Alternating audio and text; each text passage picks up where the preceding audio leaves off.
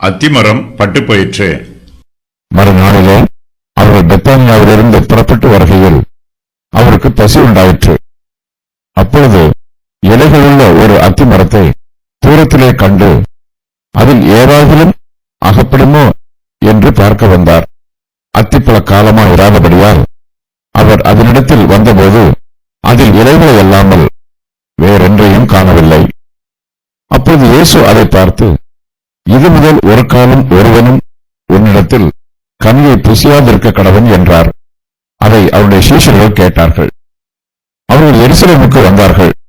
இயேசு தேவாலயத்தில் பிரவேசித்து ஆலயத்தில் விற்கிறவர்களையும் கொள்ளுகிறவர்களையும் துரத்திவிட்டு காசுக்காரருடைய பலகைகளையும் புறா விற்கிறவர்களுடைய ஆசனங்களையும் கவிழ்த்து, ஒருவனும் தேவாலயத்தின் வழியாக யாதொரு பண்டத்தையும் கொண்டு போக விடாமல், என்னுடைய வீடு எல்லா ஜனங்களுக்கும் ஜெப வீடு என்னப்படும் என்று எழுதியிருக்கவில்லையா? நீங்களோ அதை கள்ளர் குகையாக்கினீர்கள் என்று அவர்களுக்கு சொல்லி உபதேசித்தார். அதை வேதபாரகரும் பிரதான ஆசாரியரும் கேட்டு அவரை கொலை செய்ய வகை தேடினார்கள். ஆகிலும் ஜனங்கள் எல்லாரும் அவருடைய உபதேசத்தை குறித்து ஆச்சரியப்பட்டபடினாலே அவருக்கு பயந்திருந்தார்கள். சாயங்காலமான போது அவர் நகரத்திலிருந்து புறப்பட்டு போனார். மறுநாள் காலையில அவர்கள் அவ்வழியாய் போகும்போது அந்த அத்திமரம் வேறோடே பட்டுப்போய் இருக்கிறதை கண்டார்கள். பேதுரு நினைவு கூர்ந்து அவரை நோக்கி, ரபி, இதோ நீர் சபித்த அத்திமரம் பட்டுப்போயிற்று என்றான். இயேசு அவர்களை நோக்கி, தேவனிடத்தில் விசுவாசம் உள்ளவர்களாய் இருங்கள். எவனாகிலும் இந்த மலையை பார்த்து, நீ பெயர்ந்து சமுத்திரத்திலே தள்ளுண்டு போ என்று சொல்லி தான் சொன்னபடியே நடக்கும் என்று தன் இருதயத்தில் சந்தேகப்படாமல் விசுவாசித்தால் அவன் சொன்னபடியே ஆகும் என்று மெய்யாகவே உங்களுக்கு சொல்லுகிறேன்.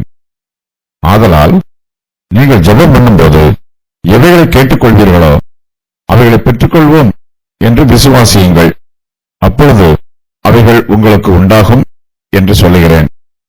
நீங்கள் நின்று ஜெபம் பண்ணும்போது ஒருவன் பேரில் உங்களுக்கு யாதொரு குறை உண்டாயிருக்குமானால், பரலோகத்தில் இருக்கிற உங்கள் பிதா உங்கள் தப்பிதங்களை உங்களுக்கு மன்னிக்கும்படி அந்த குறையை அவனுக்கு மன்னியுங்கள்.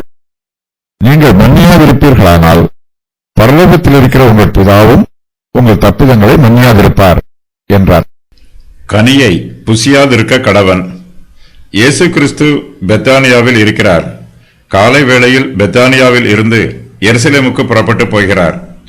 காலை வேளை இயேசு தமது வேலைகளை ஆரம்பிக்கும் நேரம். பெத்தானியாவில் இருந்து புறப்பட்ட போது ஒருவேளை அவர் போஜனம் பண்ணாமல் புறப்பட்டு வந்திருக்க வேண்டும்.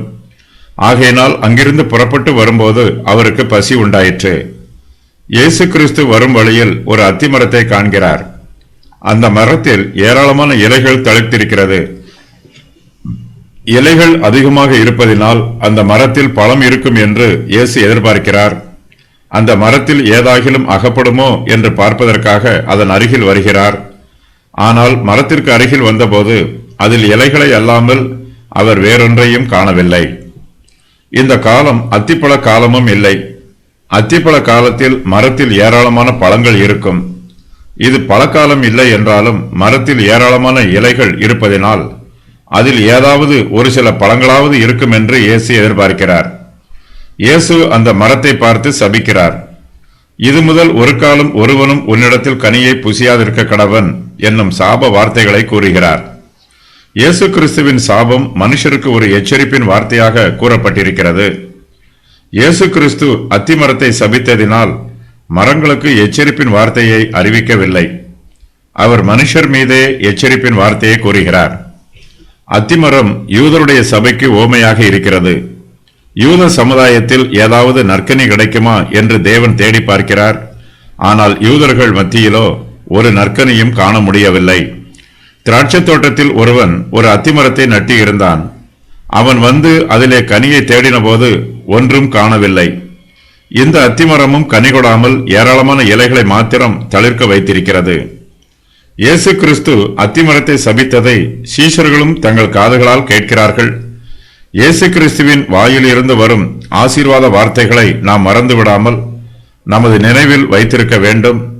அதுபோலவே அவருடைய வாயில் இருந்து வரும் சாப வார்த்தைகளையும் நாம் மறந்துவிடாமல் நமது நினைவில் வைத்திருக்க வேண்டும். 2 வகையான அத்தி மரங்கள் உண்டு. முதலாவது வகை சீக்கிரமாகவே பழுக்கக்கூடியவை. 2ஆம் வகை காலம் தாழ்த்தி பழுக்கக்கூடியவை. அத்திமரத்தில் இலைகள் இருந்தால் அதில் கனிகள் இருக்கும். பழக்காலம் வராவிட்டாலும் மரத்தில் இலை காணப்படுமானால் அதில் பழங்கள் இருக்கும் என்பதற்கு அடையாளம். இது முதல் ஒரு காலம் ஒருவனும் உன்னிடத்தில் கனியை புசிக்காதிருக்க கடவன் என்னும் இந்த வசனத்திற்கு பலவிதமான விளக்க உரைகளை கூறுகிறார்கள். இந்த அத்திமரம் யாருக்கு சொந்தமானது என்பதை பற்றியும் இயேசு கிறிஸ்து அந்த மரத்தை சபித்ததை பற்றியும் ஆராய்ச்சி செய்கிறார்கள். இந்த ஆராய்ச்சிகளை விட இயேசு கிறிஸ்துவே சிருஷ்டிகர் என்பதையும் அவருக்கு சர்வ சிருஷ்டியின் மீதும் அதிகாரம் உள்ளது என்பதையும் நாம் ஒருபோதும் மறந்துவிடக்கூடாது. பிதாவாகிய தேவன் தமது குமாரன் மூலமாக கிரியை செய்கிறார். தேவனுடைய கிரியையை தர்க்கம் பண்ணுவதற்கு நமக்கு உரிமை இல்லை. விற்கிறவர்களும் கொள்ளுகிறவர்களும் அவர்கள் எருசலேமுக்கு வந்தார்கள். இயேசு தேவாலயத்தில் பிரவேசித்து ஆலயத்தில் விற்கிறவர்களையும் கொள்ளுகிறவர்களையும் துரத்திவிட்டு காசுக்காரருடைய பலகைகளையும் புறா விற்கிறவர்களுடைய ஆசனங்களையும் கவிழ்த்து, இயேசு கிறிஸ்து தேவாலயத்திற்கு வருகிறார். அங்கு விற்கிறவர்களும் கொள்ளுகிறவர்களும் நிறைந்திருக்கிறார்கள். காசுக்காரர் தங்கள் பலகைகளோடும் புறா விற்கிறவர்கள் தங்கள் ஆசனங்களோடும் அமர்ந்திருக்கிறார்கள். தேவனுடைய ஆலயம் ஒரு சந்தை வெளி போல இருக்கிறது. போவோர் வருவோருக்கெல்லாம் தேவாலயம் ஒரு பொது நடபாதையைப் போல இருக்கிறது. இயேசு கிறிஸ்து எருசலேமுக்கு பசியோடு வருகிறார். எருசலேமுக்கு வந்தவுடன் அவர் தேவாலயத்திற்குள் பிரவேசிக்கிறார். முந்தின நாள் இயேசு கிறிஸ்து தேவாலயத்தில் கண்ட அசுத்தமான காரியங்களெல்லாம் இன்றும் சுத்தமாகாமல் அப்படியே இருக்கிறது. தம்முடைய ஆவியில் வைராக்கியம் கொண்டு இயேசு கிறிஸ்து தேவாலயத்தில் விற்கிறவர்களையும் கொள்ளுகிறவர்களையும் துரத்தி விடுகிறார். காசுக்காரருடைய பலகைகளையும் புறா விற்கிறவர்களுடைய ஆசனங்களையும் கவிழ்த்து போடுகிறார். இயேசு கிறிஸ்து தேவாலயத்தை அழிக்க வந்ததாக அவருடைய சத்துருக்கள் அவர் மீது குற்றம் சுமத்துகிறார்கள். ஆனால் இயேசு கிறிஸ்துவோ தேவாலயத்தை அழிக்க வராமல் சுத்திகரிக்கவே வந்திருக்கிறார். காசுக்காரருடைய பலகைகளை கவிழ்த்து போடும்போது அதில் உள்ள காசுகள் எல்லாம் தரையில் விழுந்திருக்கும். அதுதான் அந்த காசுகளுக்கு ஏற்ற இடம். இயேசு கிறிஸ்து விற்கிறவர்களையும் கொள்ளுகிறவர்களையும் துரத்தும் போதும் காசுக்காரருடைய பலகைகளையும் புறா விற்கிறவர்களுடைய ஆசனங்களையும் கவிழ்த்து போடும் போதும் அவருக்கு எதிர்ப்பு எதுவும் உண்டாகவில்லை. இயேசு எதை செய்தாலும் அதை நன்மையாகவே இருக்கும். அது சரியானதாகவே இருக்கும். விற்கிறவர்களும் கொள்ளுகிறவர்களும் தங்களுடைய வியாபாரத்தின் மூலமாக காசுகளை சம்பாதிக்கிறார்கள். அவர்கள் கூட இயேசு கிறிஸ்துவின் செய்கையை தங்கள் மனச்சாட்சியில் அங்கீகரித்து அதை எதிர்க்கவில்லை. தீமைக்கு எதிராக போரிடுகிறவர்கள் எதிர்ப்பை நினைத்து பயப்படக்கூடாது. மறுமலர்ச்சி வேண்டுமென்றால் வைராக்கியத்தோடு போராட வேண்டும். சமுதாயத்தில் உள்ள துன்மார்க்கத்தை அகற்ற வேண்டுமென்றால் அஞ்சாமல் அதை எதிர்த்து போரிட வேண்டும். தொடர்ந்து போரிடும்போது நாம் எதிர்பார்ப்பதை விட அதிகமான வெற்றியை நம்மால் காண முடியும். இந்த வசனத்தில் தேவாலயம் என்பது தேவாலயத்தின் பிரகாரங்களை குறிக்கும். இது தேவாலயத்திற்கு உள்ளே இருக்கும் மகா பரிசுத்த ஸ்தலம் அல்ல. இயேசு கிறிஸ்துவின் இறுதி வார ஊழியத்தில் 2ஆம் முறையாக அவர் தேவாலயத்தை சுத்திகரிக்கிறார். மொத்தம் 3 முறை அவர் தேவாலயத்தை சுத்திகரிப்பதாக வாசிக்கிறோம். தேவாலயத்தை அவர் எவ்வாறு தனி நபராக இருந்து சுத்திகரித்தார், அவருக்கு பலத்த எதிர்ப்பு இருந்த போதிலும் அவருக்கு நடுவில் எவ்வாறு இந்த காரியத்தை செய்தார், இதற்கெல்லாம் தேவனுடைய வல்லமை அவர் மூலமாக வெளிப்பட்டதே காரணம். இயேசு கிறிஸ்து தேவாலயத்தில் இப்படிப்பட்ட கிரியையை செய்ததினால் தேவாலயத்து தலைவர்கள் அவரை கொலை செய்வதற்காக சதி ஆலோசனை பண்ணினார்கள். கள்ளர் குகை. ஒருவனும் தேவாலயத்தின் வழியாக யாதொரு பண்டத்தையும் கொண்டு போக விடாமல், என்னுடைய வீடு எல்லா ஜனங்களுக்கும் ஜெப வீடு என்னப்படும் என்று எழுதியிருக்கவில்லையா? நீங்களோ அதை கள்ளர் குகை ஆக்கினீர்கள் என்று அவர்களுக்கு சொல்லி உபதேசித்தார். யூதருக்கு தேவாலயம் ஒரு புனிதமான ஸ்தலம். அவர்களுக்கு அது ஒரு நடைபாதையோ அல்லது ஒரு வியாபார ஸ்தலமோ அல்ல. அது தேவனுடைய வாசஸ்தலம். யூதர்கள் தேவாலயத்திற்குரிய மரியாதையை கொடுக்க வேண்டும் என்றே விரும்புகிறார்கள். தேவாலயத்தை பொது நடைபாதையைப் போல பயன்படுத்தி அதன் வழியாக புறஜாதியார் பண்டங்களை கொண்டு போவதற்கு அனுமதிக்க மாட்டார்கள். ஆனால் காலப்போக்கில் தேவாலயத்தில் அசுத்தம் நிறைந்து விடுகிறது. அது வியாபார ஸ்தலமாயிற்று. புறஜாதியாரின் பொது நடைபாதை ஆயிற்று.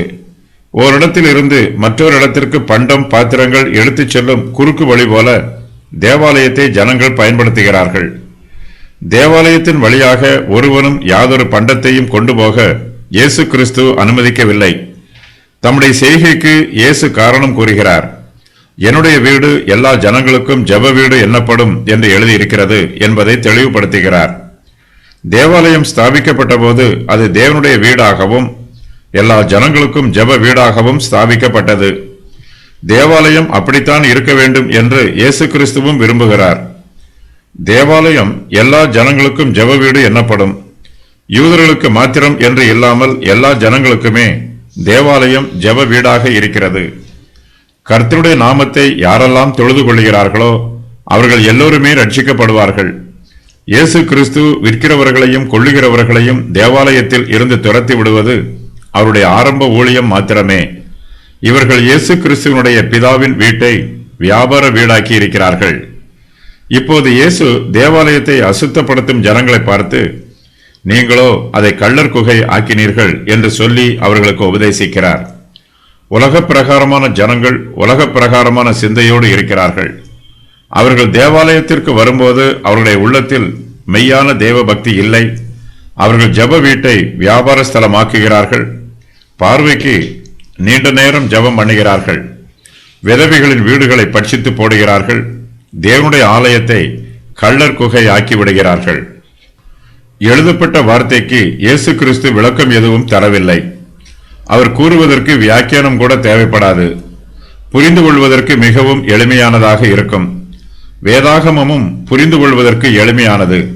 அதற்கான காரணங்கள்: பரிசுத்த வேதாகமம் தேவனுடைய வெளிப்பாடு. ஏற்கனவே கூறியுள்ள சத்தியத்தை பரிசுத்த வேதாகமம் மறுபடியும் வலியுறுத்துகிறது. தேவன் என்ன சொல்லுகிறார், அதை எங்கே சொல்லுகிறார் என்பதை வாசித்துவிட்டு அதற்கு நாம் அப்படியே கீழ்ப்படிய வேண்டும்.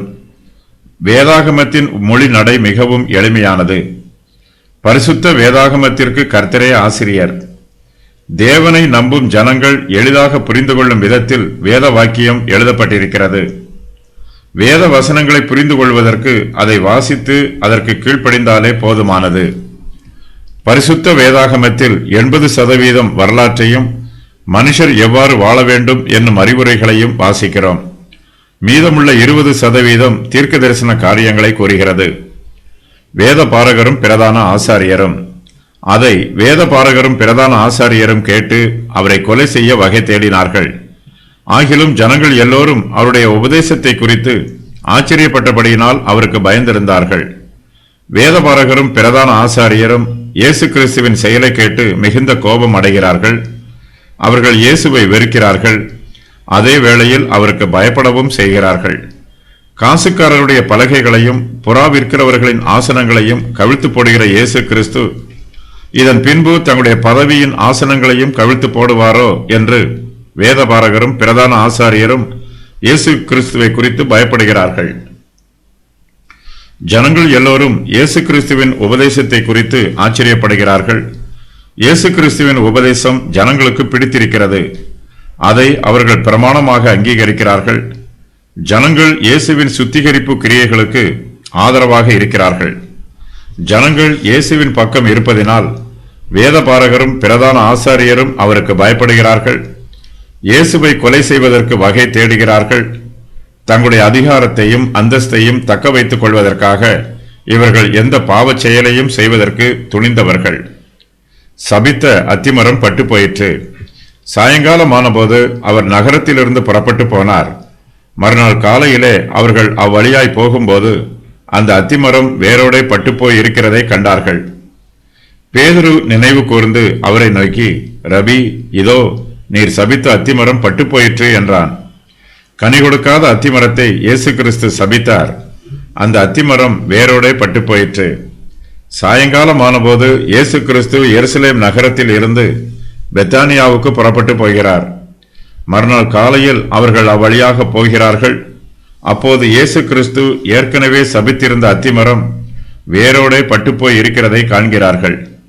இயேசு கிறிஸ்து இலைகளை அல்லாமல் வேறொன்றையும் காணாத அத்திமரத்தை பார்த்து, இது முதல் ஒரு காலம் ஒருவனும் உன்னிடத்தில் கனியை புசியாதிருக்க கடவன் என்று கூறி அந்த அத்திமரத்தை சபித்தார். ஆனால் இயேசு கிறிஸ்துவின் சாபம் மேலும் அதிகமாக கிரியை நடப்பிக்கிறது. அந்த மரம் சாதாரணமாக பட்டு போகாமல் அது வேரோடே பட்டு போயிற்று. மரத்தில் இலைகள் இருக்கும் என்றால் ஜனங்கள் அதில் பழங்கள் இருக்கும் என்று நம்பி வருவார்கள். பழம் இல்லாமல் இலை மாத்திரம் உள்ள மரம் ஜனங்களை ஏமாற்றும். இது மாய்மாலமாக வேலை செய்கிறது. அந்த அத்திமரத்தின் ஏமாற்று வேலையையும் மாய்மாலமான கிரியையையும் இயேசு கிறிஸ்து சபிக்கிறார். ஆகையினால் அது வேரோடே பட்டு போயிற்று. நம்முடைய ஜீவியத்திலும் மாய்மாலம் இருக்கக்கூடாது. உள்ளதை உள்ளது என்றும் இல்லாததை இல்லாதது என்றும் அறிவிக்க வேண்டும். மாய்மாலக்காரருக்கு தேவனுடைய சாபம் வரும். சீஷர்கள் எல்லோரும் அத்திமரம் வேரோடு பட்டுப்போய் இருக்கிறதை காண்கிறார்கள். அப்போது பேதுரு இயேசு கிறிஸ்துவின் வார்த்தைகளை நினைவு கூறுகிறான். ரபி, இதோ நீர் சபித்த அத்திமரம் பட்டு போயிற்று என்று இயேசு கிறிஸ்துவிடம் கூறுகிறான். இயேசு கிறிஸ்துவின் சாபங்கள் ஆழமான பாதிப்பை உண்டு பண்ணுகிறது. ஆலமரம் போல ஓங்கி வளர்ந்து தளிர்த்திருந்தாலும் அதன் மீது இயேசுவின் சாபம் வரும்போது அது பட்டு போகும். இந்த சம்பவம் சீஷர்களுக்கு வினோதமாக இருக்கிறது.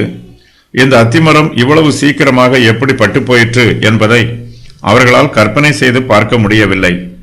அத்திமரம் பட்டு போனதற்கு ஒரே காரணம்தான் உள்ளது. ஒருவர் இயேசு கிறிஸ்துவை ஏற்றுக்கொள்ளாமல் புறக்கணிப்பதினாலும் இயேசு கிறிஸ்து ஒரு நபரை புறக்கணிப்பதினாலும் அந்த நபருடைய வாழ்வில் இயேசு கிறிஸ்துவின் சாபம் வரும். விசுவாசம் உள்ளவர்களாய் இருங்கள். இயேசு அவர்களை நோக்கி, தேவனிடத்தில் விசுவாசம் உள்ளவர்களாய் இருங்கள். பட்டுப்போன அத்திமரத்தை உதாரணமாக வைத்து இயேசு கிறிஸ்து தமது சீஷர்களுக்கு ஆவிக்குரிய சத்தியத்தை உபதேசம் பண்ணுகிறார். அத்திமரம் பட்டுப்போனாலும் அது ஆவிக்குரிய சத்தியத்தை சீஷர்கள் கற்றுக்கொள்வதற்கு பயனுள்ளதாக இருக்கிறது. தேவனிடத்தில் நாம் விசுவாசம் உள்ளவர்களாக இருக்க வேண்டும். விசுவாசத்தோடு ஜெபிக்க வேண்டும்.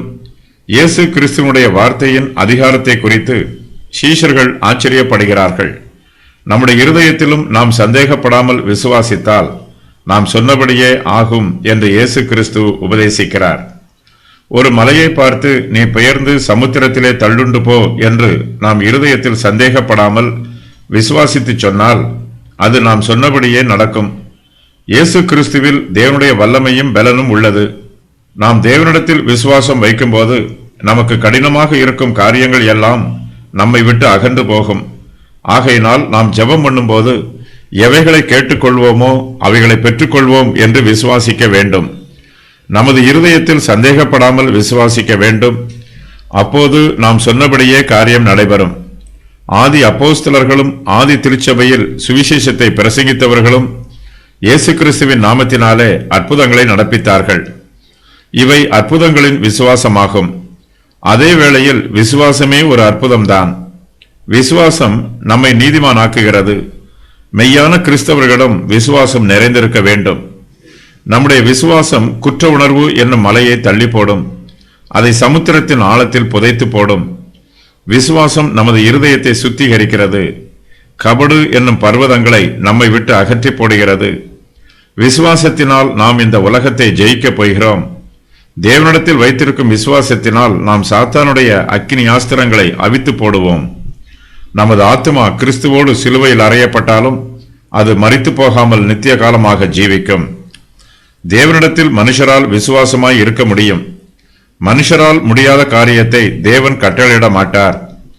தேவனை விசுவாசிக்கும் விசுவாசத்தோடு அவர் மனுஷனை சிருஷ்டித்தார். மனுஷன் பாவம் செய்து வீழ்ந்தபோது அவிசுவாசம் அவனுக்குள் வந்தது. மனுஷன் புது சிருஷ்டி ஆகும்போது அவனுக்குள் விசுவாசம் புதுப்பிக்கப்படுகிறது. அந்த விசுவாசத்தை அவன் காத்துக்கொள்ளும் போது அது பூரண நிலைக்கு வளர்கிறது.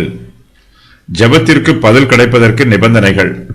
தேவனிடத்தில் விசுவாசம் வைத்திருக்க வேண்டும்.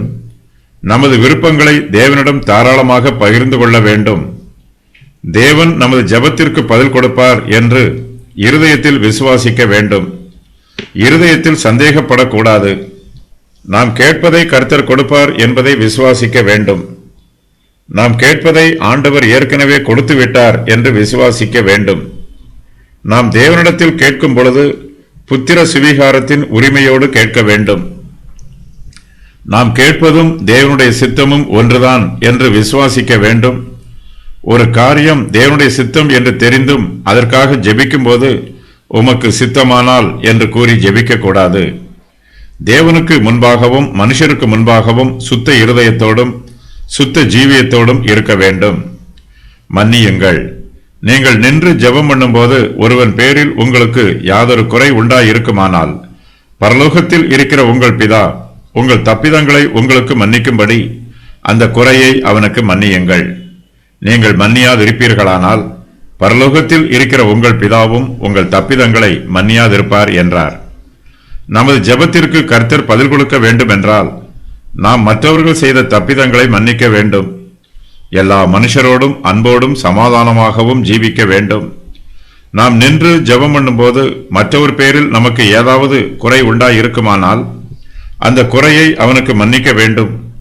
நாம் ஜெபிக்கும் போது மற்றவர்களுக்காகவும் ஜெபிக்க வேண்டும்.